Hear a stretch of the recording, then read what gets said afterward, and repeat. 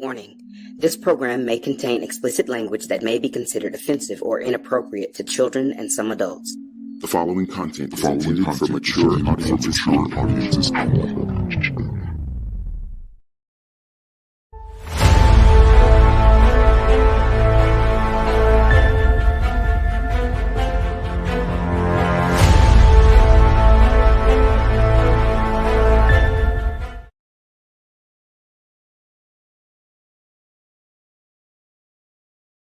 I was muted. Hello, everyone, and welcome to our 6 segment 4 of our 24-hour live stream, which, if you're just joining us, thank you for joining us. Our 24-hour live stream is a fundraiser for Woe Nelly Media's very first self-produced filming project. We're going to be filming a web series called Flirting with Destiny, and we need your help to fund it. So we're doing this 24-hour live stream, bringing you 24 hours of content. This segment is going to be about the unknown history of Asian Americans in the Civil War, which I'm very excited to hear about. It's going to be led by our good friend, Pj Vongsavang. You got it. There you go, yes. So if you would like to donate, please head over to gofundme.com/f/flirtingwdestiny. The link should be in your description somewhere. Thank you for watching it. Please, if you have any questions or comments, feel free to hit us up in the comments. We'll try to throw your comment up on screen. We'll definitely interact with you. We're going to be here all day, having programs all day. And the goal for today is $1,000. And hopefully we'll get there. We're actually doing pretty well so far. And then the goal overall for the whole thing is $5,000. We want to make this happen. We want to film it this summer. So any little bit will help. If you can't donate, just liking this video, sharing this video will help out the algorithm so that more people are seeing it. So like the video, share this video, go to our GoFundMe page and post it on your social media. Let everyone know about this awesome project. And without any further ado, I'm going to hand the reins over to PJ. PJ, take it away. Duryea, first I want to say thank you for the opportunity for me to kind of open this topic up. Over the last 15 to 20 years, we're seeing more and more research, like real research being done on this topic. So it's nice to see some exposure. And with that, let's just go ahead and jump right in. I know it's an exciting topic, and you told me 6 a.m. is the best time to hit on a deep, heavy historical content. So we'll just get right into it.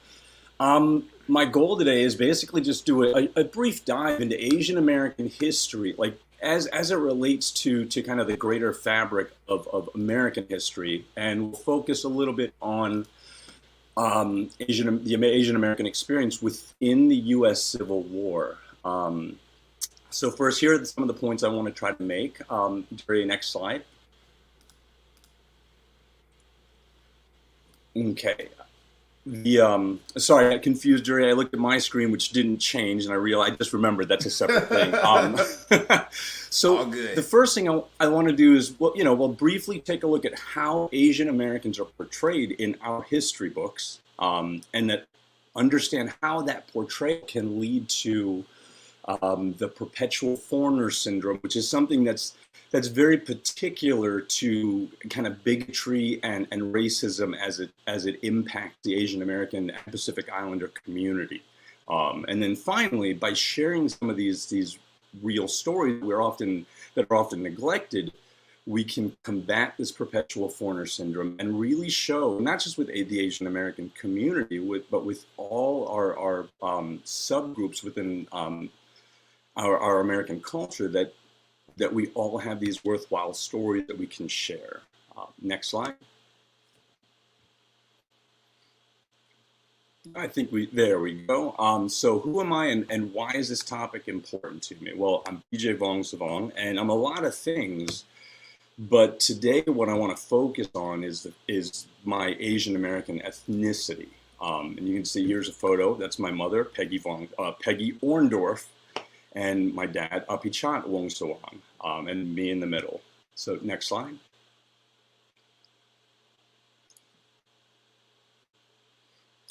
Now, I was born in Silver Spring, Maryland.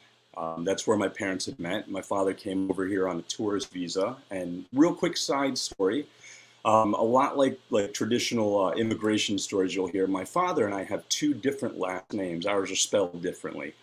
When he got here, he didn't think he was going to be staying in the States. So when they misspelled his name at the customs desk, he didn't bother to change it. So when I was born, I got a more anglicized version of the name. So before I was even a year old, my parents had already moved us back over to Thailand, and you can see here's a photo of my mom and I and a couple of my cousins behind a movie theater in Thailand. And so from a lot of my early childhood memories are based on that. A lot of my cultural foundations and the way I kind of interact with people are based a lot on that experience. Next. And so I figured if everybody's going to jump in and watch this at 6 in the morning, I'd be willing to embarrass myself a little bit too. So I spent my formative years in Thailand, but then I came back to the States in time to catch the tail end of the hair metal craze, and then we roll right into the 90s with the grunge, Nirvana, and things like that. And that's a lot of where my musical tastes come from, and kind of my later attitudes were informed. Next slide. And Durian, quick question: are those photos pixelated for you? They are pixelated for me. Are they not pixelated for you? Not in the original, and that's okay. I apologize to everybody. This is a class picture of my mother. Like a lot of what you'll see even today, a lot of Americans who travel outside the country, they'll often spend some time teaching, because that's one of the quickest ways to for English speakers to get jobs in foreign countries. So here's a photo of my mother teaching a kindergarten class. I'm guessing that was probably around 1980, 1981. And you can see with this that she always made an effort to share with me that I should always embrace both sides of my heritage. Next slide. Damn, all of them are pixelated. Yeah, it may have been with the format I sent it to you. Or what I'll say is that maybe everybody in my family is on the witness relocation, and so I pixelated the photos to protect their identity. Right. No, so ultimately what makes this topic important for me is, I grew up, I experienced it firsthand, but now I'm a father also, so I have children. Didn't expect to get hit that hard with it. But it's important because my children are going to grow up, and it's worthwhile for them to see this representation. Next slide. Okay, let's see here. Come on. Okay, how are we doing so far? Any questions? No. All right. So let's take a quick look at how racism impacts the Asian American community. So like all minority communities, and by this I mean anybody who feels like they're part of a group whose practices or race or religion or ethnicity or any other characteristics are in smaller number than the whole. So when I say minority, that's what I mean. We're all impacted by violence, by negative stereotypes, by limited access to wealth. But with the Asian American community, there's the added hurdle of this perpetual foreigner syndrome, which basically is kind of this mindset where no matter how long we've been in the country, or hell, we could have even been born here, and you'll see this later, we're still excluded, or we're still seen as foreign or as immigrants. And you'll hear this with jokes about like, oh, where are you from? Where are you really from? So that's been perpetuated for a long time within our community. Next slide. Okay.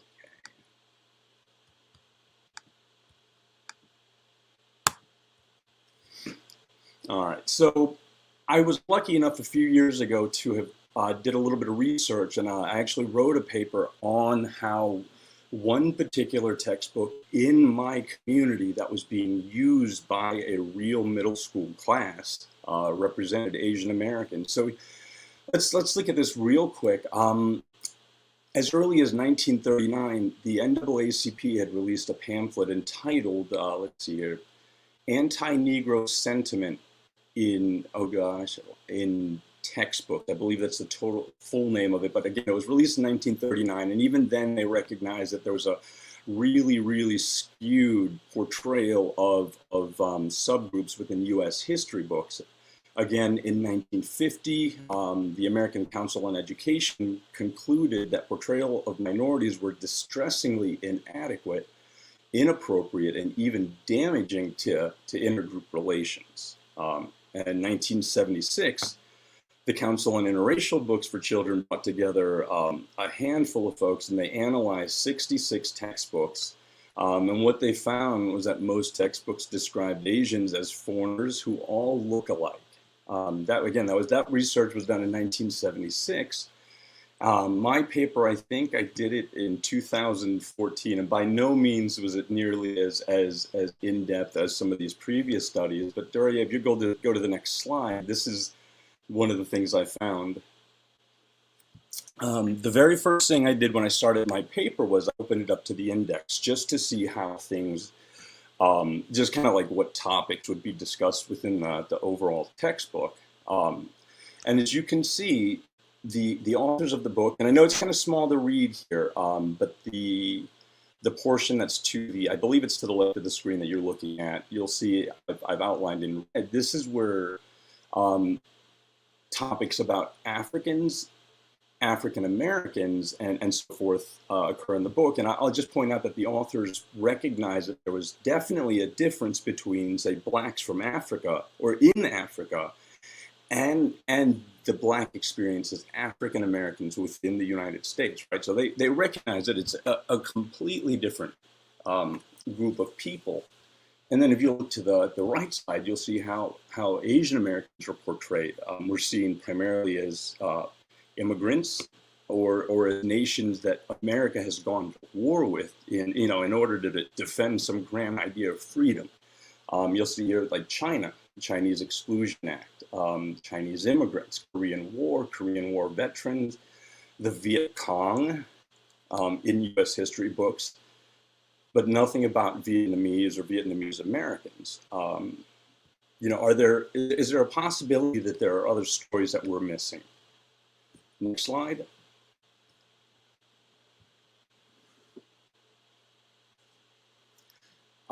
So last night, I did not see this when I did the research paper, so I was kind of thankful to have the opportunity to go back into the textbook again. I did see one entry for Japanese Americans. And if you'll see, the only thing it points to is the internment of the Japanese, and I love the phrasing in this book, and I'm going to quote this here. On page 518, where Japanese Americans show up, it says, "The war had led to terrible problems for Japanese Americans. Most of them had been born in the United States and were citizens, but some leaders feared they might help Japan invade the United States." And the phrasing for that, like it doesn't put any blame or it does not show any recognition for errors in judgment by our leaders. It simply said that these were legitimate concerns that they had. And clearly looking back 50 years, 60 years on, these were absolutely erroneous ideas. I don't believe there was ever a single Japanese American found to be working with the Japanese Empire at the time. And if you look 2 pages later, there's a section titled "The Plans."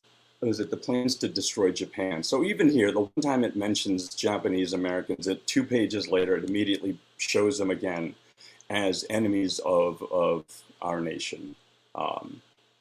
So it's precisely this kind of treatment that perpetuates this perpetual foreigner syndrome. You see that every page in our history books that our children are being taught that Asians are coming into our country to steal our jobs, i.e. the Chinese building the railroads, or hotspots around the world where America has had to bring their Marines with M16s to provide democracy. So next page.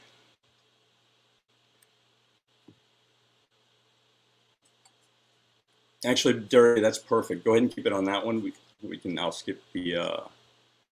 So I think one of the best ways that we can address this and really tackle it head on is simply start sharing these stories, right? Proximity to these stories will help us to shed more light on this. I talk to my kids about these stories all the time. So hang on one second.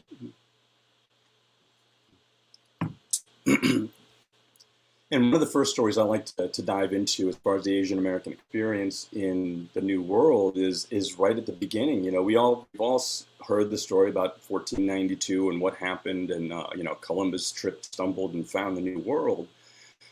But by the 1530s, Spain was already in the Philippines.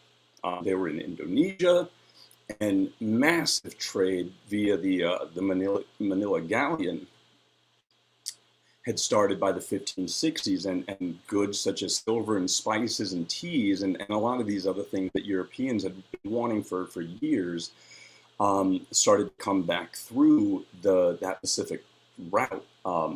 And with every ship, though, along with all these trade goods came Filipino, Chinese, and other Asians came on board these ships as either sailors, concubines, and yes, even slaves. That's something that's little known, is as the African slave trade started to decline due to like popular opinion in Europe, it was supplemented by the Asian trade, which I guess most Europeans had less problems with. And that's kind of what brought a lot of our folks over here early on. So by the 1560s, Asians were absolutely in the New World. Some of the old. Why do you think they had less problem with that, with bringing Asians instead of Africans?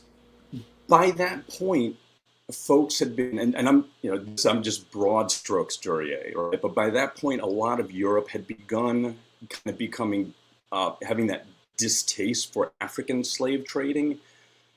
That's why you started seeing relations with Europe and Americas kind of start to create some friction. And right before the Civil War, you saw where the North was concerned that the South was going to get support from Europe. So to kind of add to that, right? So what we saw with the slave trade was as the African slave dwindled or started to decline, especially in Europe, the Asian slave trade picked up. Literally, it's called the pig trade. I believe that's what they called it, because Asians were basically strapped to the deck of the ships in these bamboo baskets that they were traditionally used for moving livestock. And that's how they were sailed over to Hawaii, over to the West Coast. And then when that started to die down, again in the 1890s, when we started seeing the Chinese Exclusion Act, and then we saw whites started to become they weren't happy with the Asian trade anymore. That's when America began to import its labor from Central and South America. And that is the issue we still see today with migrant workers. This is not a temporary thing or a recent thing that began in the 80s. This has been something that's been going on since the 1500s. It's just we've been slowly changing and replacing who that labor force is. I'm sorry, did that answer your question? Or, It did. I mean, it makes sense, because I definitely have heard about, I did some reading about the Civil War, and I definitely did understand that around that time, the ideals, like globally, towards slavery were shifting drastically, and the fact that the U.S. wanted to hold on to slavery so much was actually starting to like dampen the opinion of the country globally anyway. Yeah, and I don't know, and I know, Dory, this is gonna get recorded, and this comment I'm about to make might be one of those things that kind of gets to people, but the unique thing, and I say unique, I don't know if that's the right word for it, but the unique thing with America and our engagement with, say, chattel slavery was that we were the first and only nation to really systematize it the way we did, and our entire national economy was based upon that, right? Yeah. We've had slavery throughout human history, but it's never been based singly on one person's ethnicity.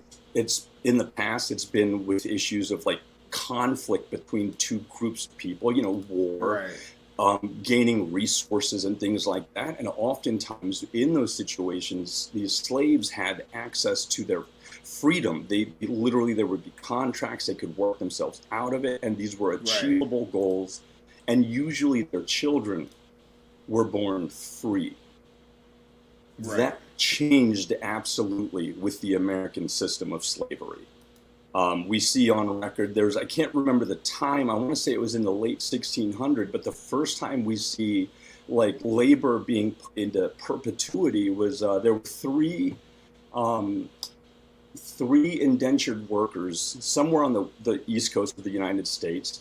I think it was like one was Irish, one was German, and one was black. They took off, they ran away, and over the course of the next few weeks, they were recaptured. The two white indentured servants had like a year or two added to their contract, but that black man, and his name is on record. I'm sorry I didn't catch that as a note to add to this, but the judge found him guilty of breaking the contract, and for him, it wasn't a year or two more.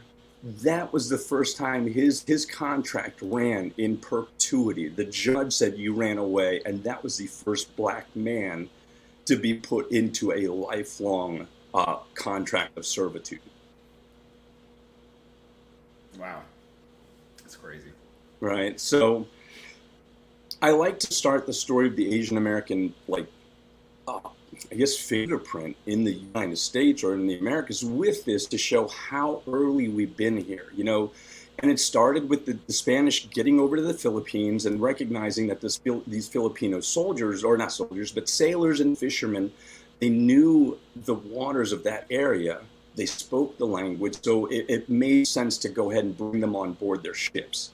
Well, as it expanded and they moved to China, as they moved to Japan, again, it made a lot of sense to go ahead and bring these crewmen on board these ships and sail them back and forth. And then we have an instance of St. Malo, which was a small fishing community in Louisiana that was established sometime, I want to say in the 1700s, and it wiped out in 1910 with a massive hurricane.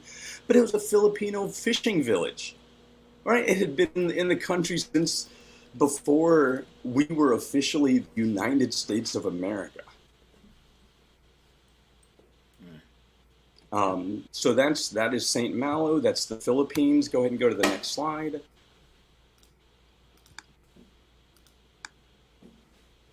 And with the Filipinos being in that part of the country, what we see is when the War of 1812 broke out, Andrew Jackson, who was in command of New Orleans in that area of the battle, ended up meeting the. Oh yes, by all means. Let me. So, did apartheid develop based on U.S. slave policies?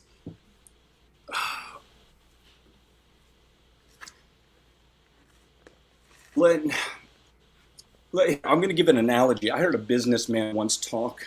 He gave a talk in India to a group of call center employees.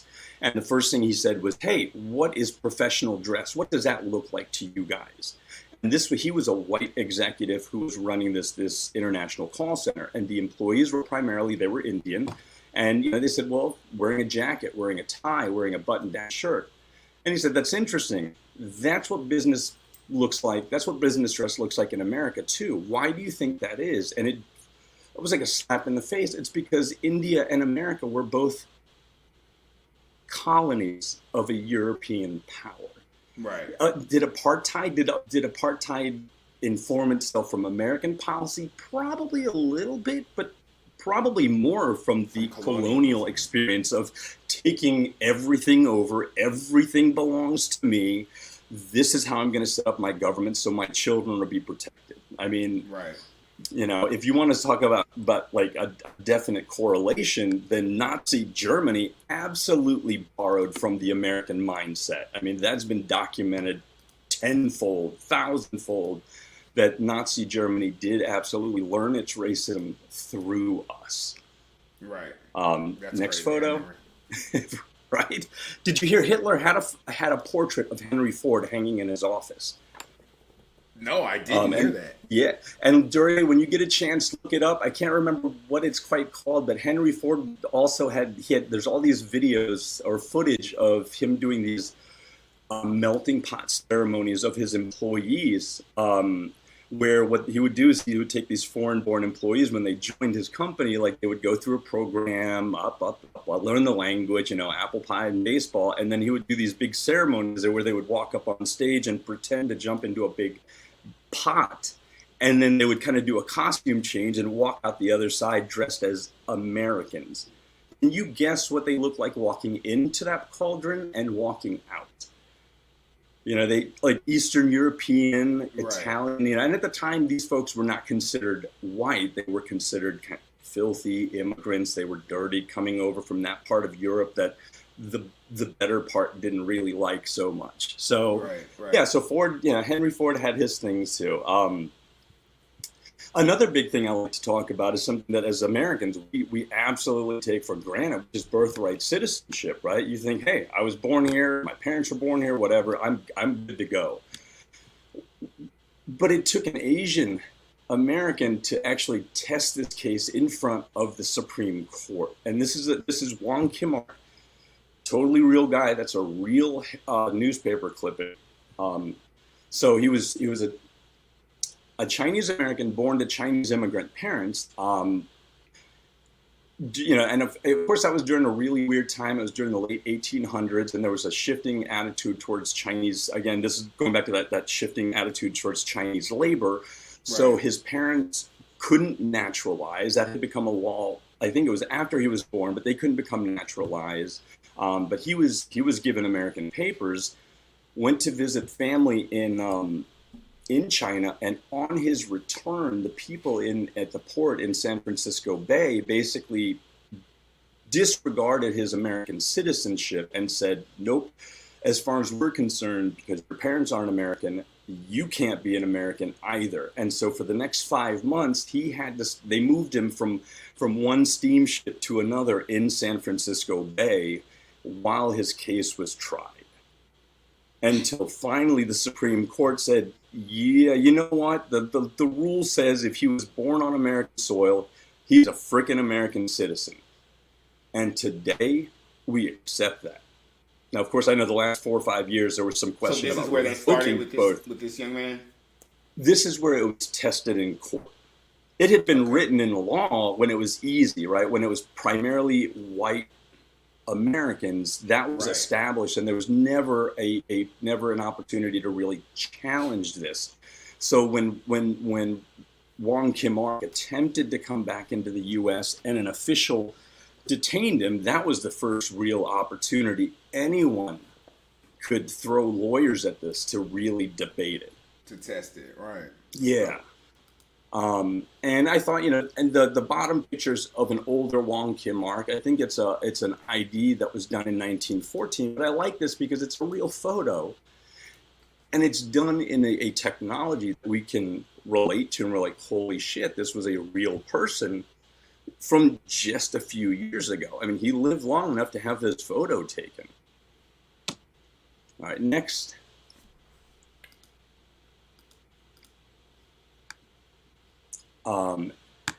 And then Noriko Sawada Bridges. Here's another one. And I'm sure we've all heard of the story of Mildred and Richard Loving, the interracial couple who challenged and finally overturned the anti-miscegenation laws about interracial marriages.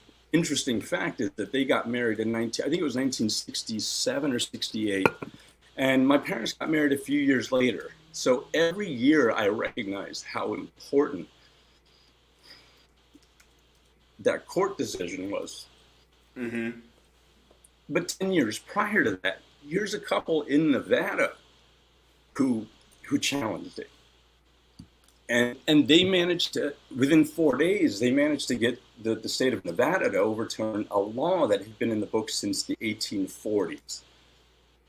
So it's not to take away from the Loving family or the Loving couple, but rather to say, like, hey, we're a part of this story also. Mm-hmm. So was there? Did you say theirs was before? This was approximately 10 years before. Noriko Sawada was born in, I think, in the suburbs of Los Angeles County, and spent 3 years in an internment camp, which kind of led to her being very active in civil rights, the early civil rights movement. She met her husband or fiance, Harry Bridges, and attempted to get married, at which point the county clerk wouldn't issue them the marriage license. And yeah, again, they stood up to the challenge and kind of helped blaze the trail for that to happen on a national level 10 years later. All right, next slide. Okay. Oh, I meant to delete the parentheses, but since it's up there, I'll tell everybody. I prefer to call the U.S. Civil War the Slaveholder Rebellion of the 1860s, because I feel like that, it's more accurate. I feel like that describes, yeah, exactly. It wasn't a civil war. People say all the time, no war is civil. Right. I think this is a better way of describing the actions of the participants. It makes it to where you can't romanticize what the hell it was. Yeah. Oh, and if anybody has not seen this, I encourage you to see it. It's kind of a cringe-worthy laugh. There's a mockumentary called CSA, the Confederate States of America. And let me say, the first time I watched it, I was about an hour into it when my wife sat down with me. And for the first 20 minutes, she didn't know it was a mockumentary. There were commercials. It just looked legit. And the whole premise for this was that it was a Canadian TV crew who comes down into the modern day Confederate States of America. And it basically does like a history documentary from a point of view of what would have happened if the Confederates had won that war. And it's a worthwhile, it's worthwhile because it really challenges a lot of our thoughts. All right, next slide.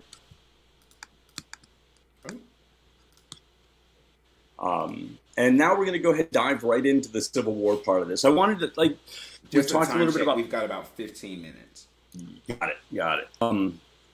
So we've talked a little bit about how perpetual foreigner syndrome affects the Asian American community and some key points in our history within the country. But now let's take a look at specifically our involvement in the Civil War. And a lot of this information is becoming more and more available on the internet. So please just type it into Google, Asian Americans in the U.S. Civil War.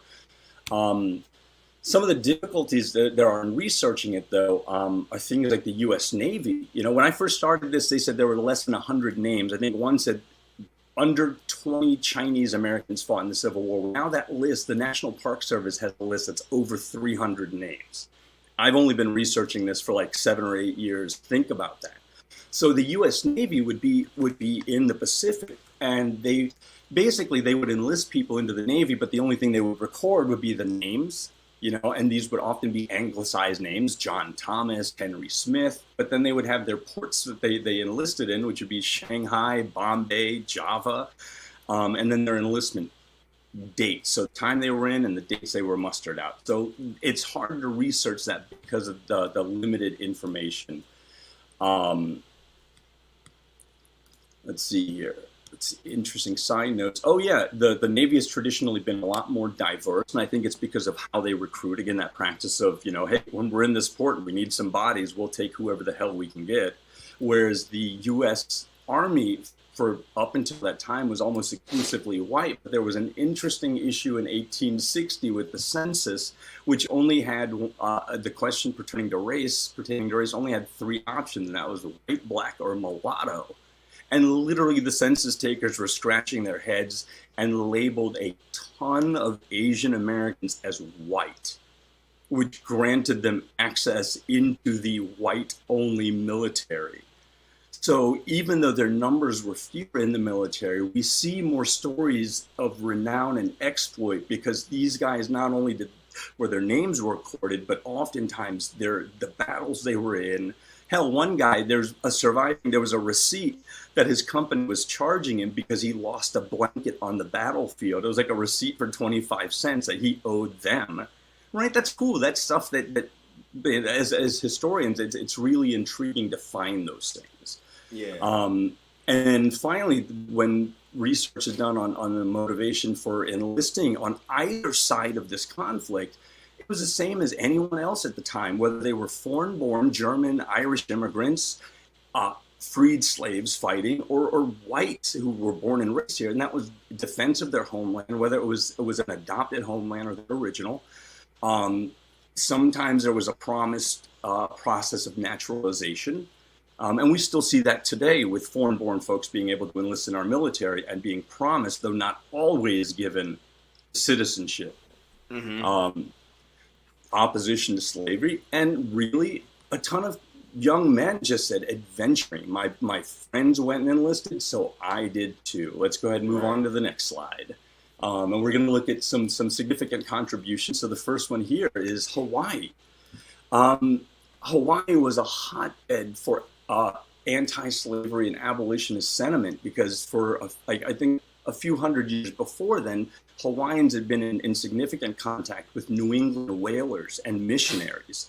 So by the time the Civil War had erupted, most of Hawaii, as far as like attitudes, they were absolutely abolitionists. So Hawaii, as a single nation, state, colony, sent up these, I think, about 100 of their own men to fight. And when the war ended, a lot of them stayed and actually joined with the Buffalo Soldiers. Are you guys, Dury, are you familiar at all with the Buffalo Soldiers? Yes, but dude, refresh. All right, cool. And this is not a dive into that, so real quick, the Buffalo Soldiers, which was initially just the 10th Cavalry Regiment of the U.S. Army, eventually became synonymous with all the all black units that were formed after the Civil War in the 1860s. The oldest surviving Buffalo Soldier, Mark Matthews, this is amazing. He passed away at the age of 111 in the year 2005. Damn. I mean, that's incredibly recent, right? 2005. It was like 16 years ago. Yeah, it's dope. All right, the next one, we'll take a look at a couple of specific soldiers. Corporal John Tomney. Now we don't have his original name, and we don't know exactly why John Tomney came to be in New York a month after the first shots were fired at Fort Sumter. But this guy couldn't even speak English. He was somewhere between the ages of like 16 and 18. Couldn't speak English, but he enlisted in the 70th New York Infantry. That's right, Duryea, because the military doesn't care if you can read or write as long as you know which direction to point the musket. Mm-hmm. Right? That's the key. And records indicate a lot of his unit brothers remembered him as being smart, bright, incredibly honest. They said he had a great sense of humor. He had been captured one time, and he tried to capture a Confederate doctor by himself. The doctor disarmed him, took him prisoner, turned him over to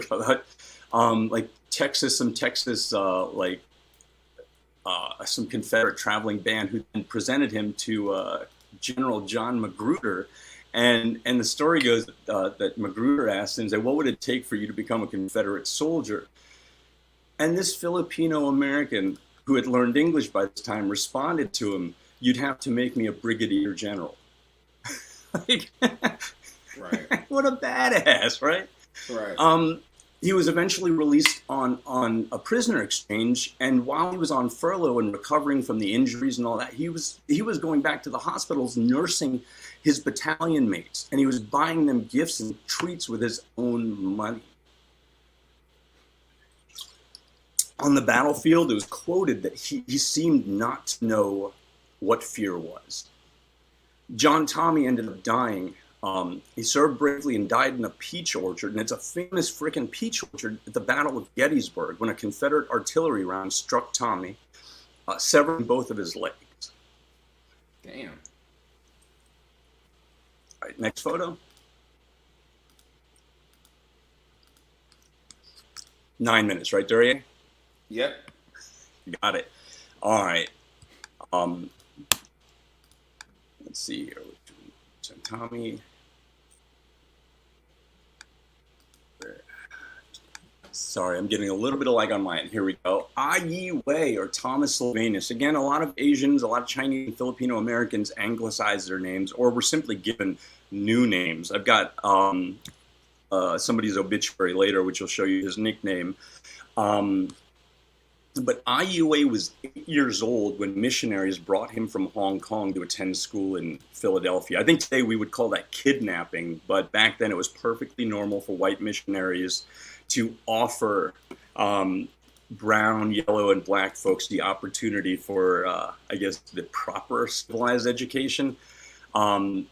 So in that process, he was baptized Thomas Sylvanus Duval, but later dropped the Duval part. He saw significant combat in 1862, but his eyesight began to fail him, and he was discharged. Let me see what it was quoted as. He was discharged.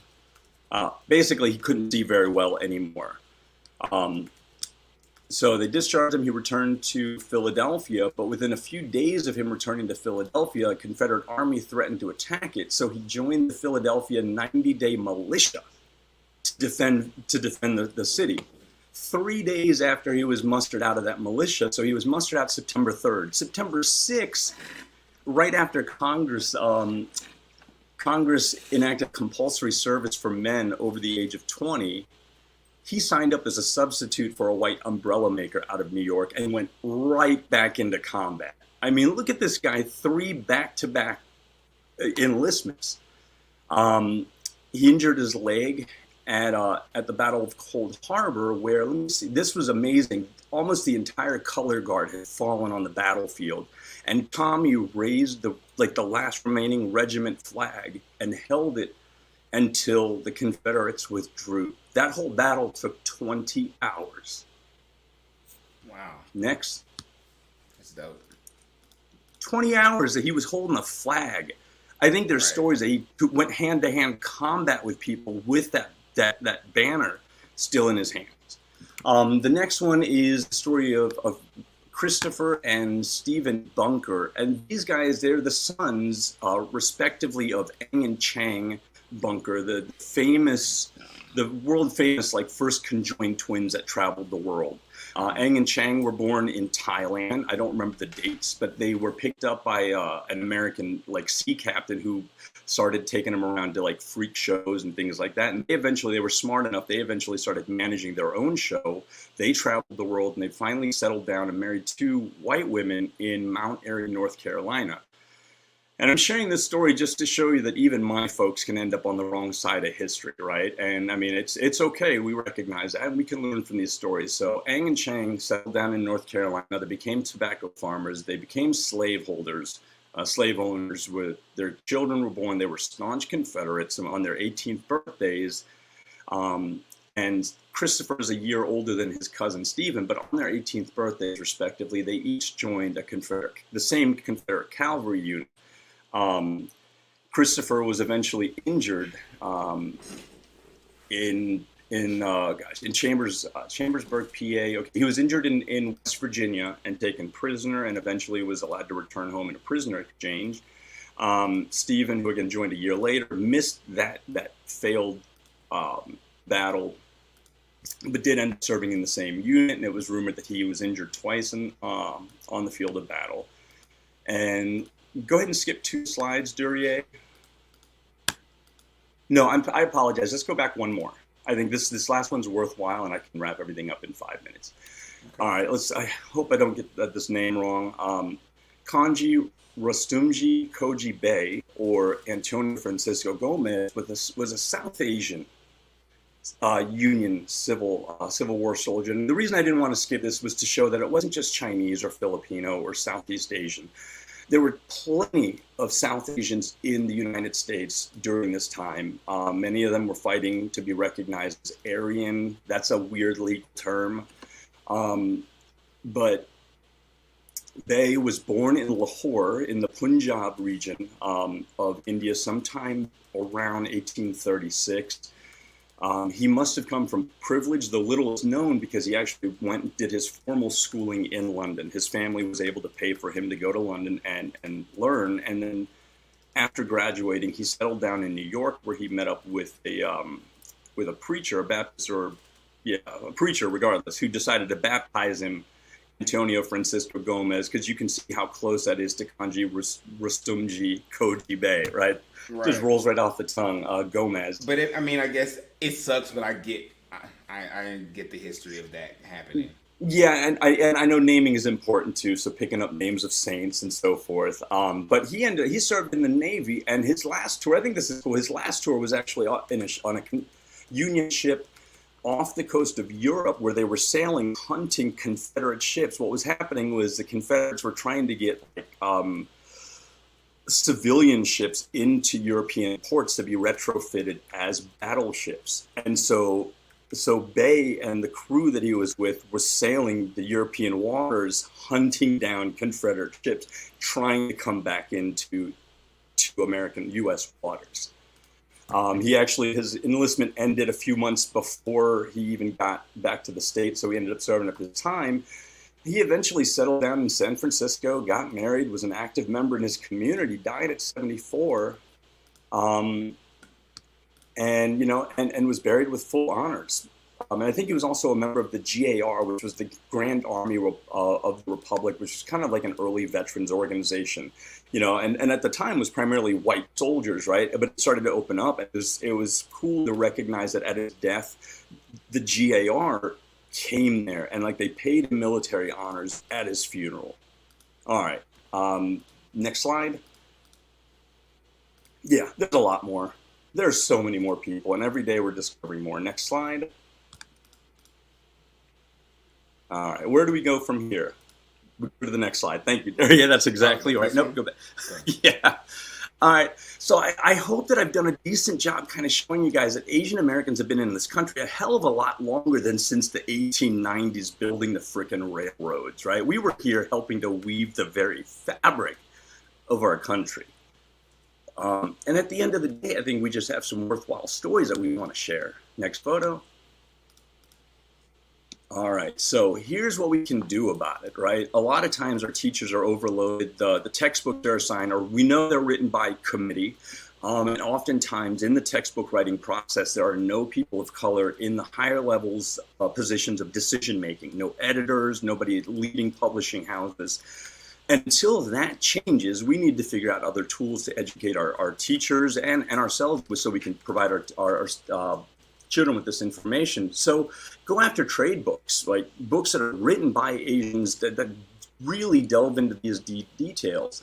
The other thing, multimedia. YouTube has a ton of videos. PBS put out a documentary series last year, and I'm only 2 episodes in. It's been out for a year on Asian Americans. Or look directly at primary sources, like the book here I've got, Asian American History. That is an entire book of primary documents, like legal documents that cover things like Wong Kim Ark, that cover all of these aspects. So these are ways that we can see the Asian American involvement in American history, not just through really crappy textbooks, right?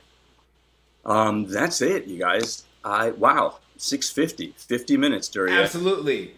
That was dope. That was very informative. I really appreciate that. I'm really excited to start hearing stories about all people who are marginalized group, all people of color, and I really appreciate you sharing your knowledge with us today. I want to remind everyone that we are doing a 24-hour live stream. Thank you so much to Mr. Pj Vongsavang. That was awesome. That was super informative. Do some research about the history of your country and the history of the Civil War and all the stuff that's happening, that's out there in the world, that we don't know about, that we think we know about, that there's way more about it. We know these textbooks are janky, and we need to find out the stuff for ourselves. We have a real Marvel superhero now, right? Sam Alou's got something coming out soon. There's a couple of Asian and South Asian big hitters in the MCU. So yeah, I'm happy with where things are moving. So before we head into our next segment, I'm going to leave you all with a great video. The video is basically a behind-the-scenes look at Flirting with Destiny, which is our project, the project we're trying to fund through this fundraiser today. Please share the stream. Go to the fundraising site, www.gofundme.com/f/flirtingwdestiny, and donate there. Any little bit counts. It's also my birthday, so thank you so much for being here today and What? celebrating with us. Yeah, it's my birthday. So I could have played you Happy Birthday on any number of instruments behind me and saved a couple of PowerPoint slides. it's totally cool. So we're going to play that video for you all, and we're going to go into our next segment. Our next segment is a jam-packed hour full of original content and original music led by Jim Farr. He's backstage getting ready right now. So without any further ado, we're going to say bye to PJ and thank you so much. And take a look at a behind-the-scenes look at Flirting with Destiny.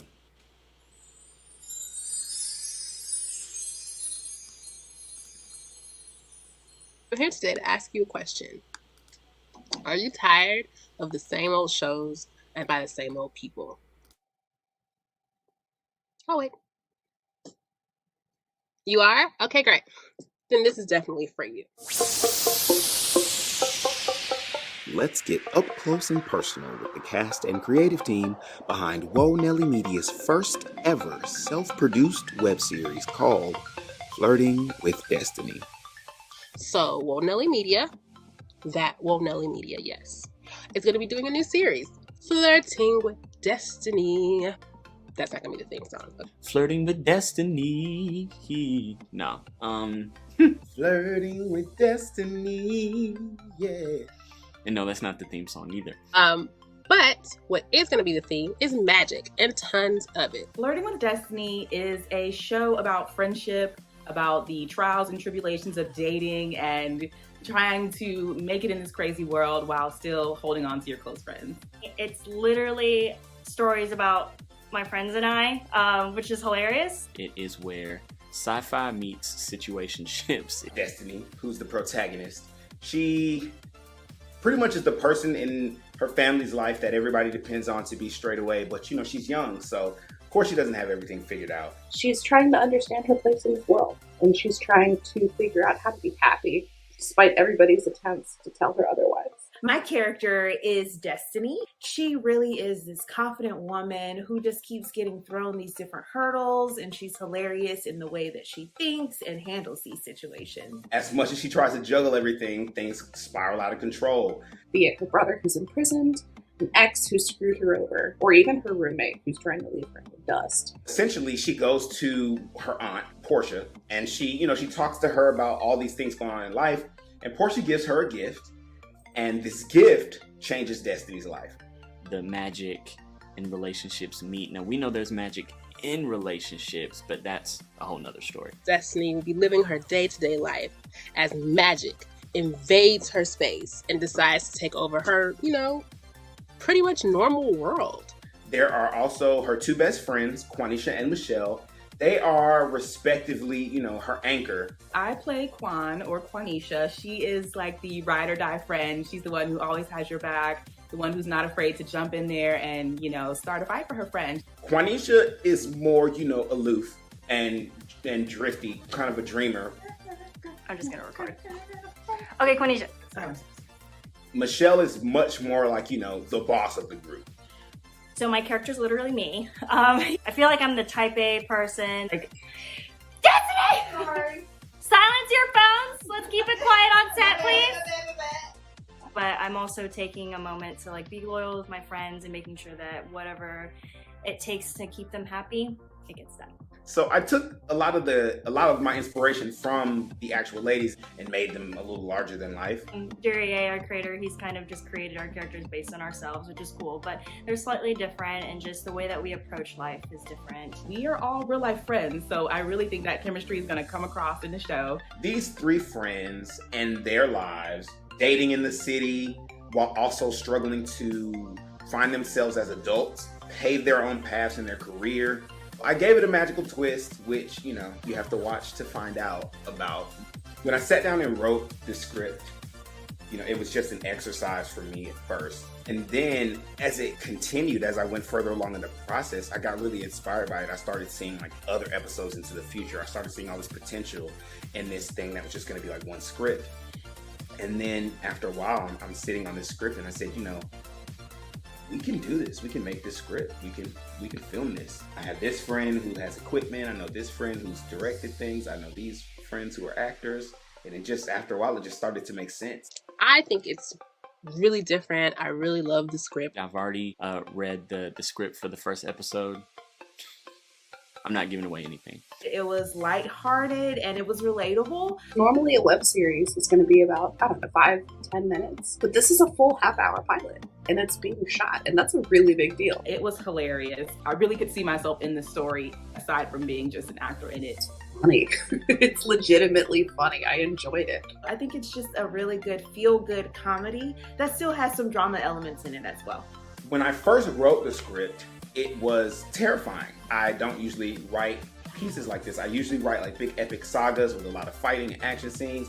This is something that's more young, hip, funny, dialogue heavy with a magical twist. We don't really see this kind of content centered around POC writers, characters, and it's really dope to be a part of this process and to be creating this work that I want to see and that hopefully other people will want to see as well. It's honestly like a really fun chance for us to like get together. So not only are we hanging out, but we're working together too. So that's quite a blessing.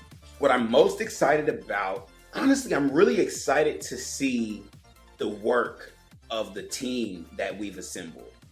I'm sorry, I didn't tell y'all what part I'm playing in any of this. Okay, my bad, y'all. I'm sorry. I will be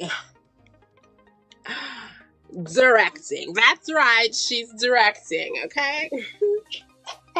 I'm just kidding. Currently in grad school for TV writing, and this is a fun opportunity to kind of take what I've learned and transfer it over to somebody else's inspirational work. I am the DP on the project, the director of photography, and I'm excited to get this out to you guys. It'll just be interesting to see how all of our talents mesh and how we work together. And I think in a very, very positive way, we'll challenge each other in a way that'll make us bring out the best in each other. I'm really excited to be a part of Woe Nelly Media's very first self-produced project. I'm so excited to be on board. Like, I think it's such a big step for a production company, especially a newer one, to produce your own project. I'm all about, creating your own content, and if it can be based loosely on things that actually happen to you, awesome. That's where these stories come from. I think we'll all learn a lot while working with each other, and I think it'll be an absolute blast. And there was fear, that voice in your head that's like, oh no, it's too big of a project, and it won't be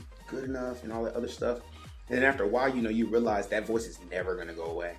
Never gonna go away. It's only gonna get louder if you feed into it, The only way to push past that is to literally just push past it. Everybody had to take a first step. Some of the people who inspire me are Quentin Tarantino, Spike Lee, Tyler Perry. They put a lot of value in their own beliefs and they put their own efforts behind it. And of course, there are people that came to support them, their friends and family. I couldn't do any of this without my friends and family. And that's what Flirting with Destiny did for me in writing that and realizing this is a thing I want to do. And this is just the first in many projects that we've discussed. So if you're a sci-fi fan, this show will definitely be up your alley. But we need just a little bit of help from you guys. What would the world be without art? We're all sitting here in quarantine. We all want something and need something to look forward to, something to enjoy, something to be a part of. And this is something that you could be a part of. You could help make this a reality. And why wouldn't you want to support that? It's also Black and Asian females in this story. So finally we have some more colored people coming up in narratives. Let's support that. People should support because you should support artists. It's far too frequent that people have ideas and they want to do something productive with them, but they're told that because you're not a big deal, you're not worth it. And I'm a big believer that mindset should change. I think that we all should pay it forward, especially people that came from the arts. We should be supporting each other. It has so much heart, and a lot of the people in the process have been working so hard, and I think a lot of people will be able to relate to the message of the first episode and the series to come. So I hope that you support us, that you'll help us raise this money so that we can pay for things like camera equipment, sound equipment, paying extras, paying actors, editing, special effects. There's a little special effects in there, The money will go towards things like that. And of course, all the unforeseeable things that will happen between now and us actually filming. We're looking for donations. We're looking for support. We're looking for love. Any little bit helps. Any little bit helps, and any little bit is appreciated because your hard-earned money, we're not taking that lightly. We need your support. whether that's financially, whether that's sharing the news of the project to get it out to people. It means a lot for you to give at all, because you don't have to. And eventually, we will be presenting to you Woe Nelly Media's very first self-produced project, a web series called Flirting with Destiny. So here we are, so excited. Great. I feel like I've told y'all everything I want y'all to know. Give me some money. I'm just playing.